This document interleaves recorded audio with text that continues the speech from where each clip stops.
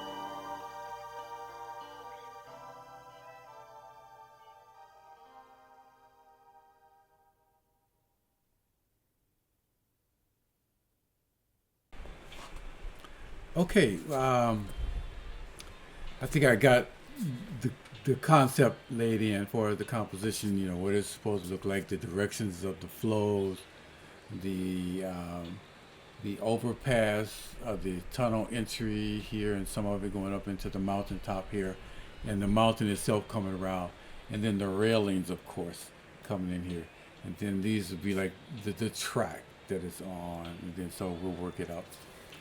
So anyway, I'm gonna take a break and maybe come back a little later. I'm not sure. Do some more, a little bit more relaxing things. But I wanted to get as much of this laid in as I can. It's gonna be fun, you know, especially when we get to the detail part. I was noticing that even though I thought I put the lines in very light, you know, for the directional lines with respect to the perspective, you know, the perspective lines in, you know, pretty light, but I was having some difficulty getting them covered. And so I just came in and tried to erase some of them and then come over 'em. I thought they would cover relatively easy, and because I didn't put a lot of pressure, so I didn't think I scarred the paper, but obviously um, they wanted to stay in the piece, and we don't want them there. So anyway, I'm going to take a break here. Creating Art Over 70 with Sign Rufus. The train pastel painting this time. See you shortly. Thanks so much for watching. Blessing. Okay, welcome back to another session of Creating Art Over 70 with Sign Rufus.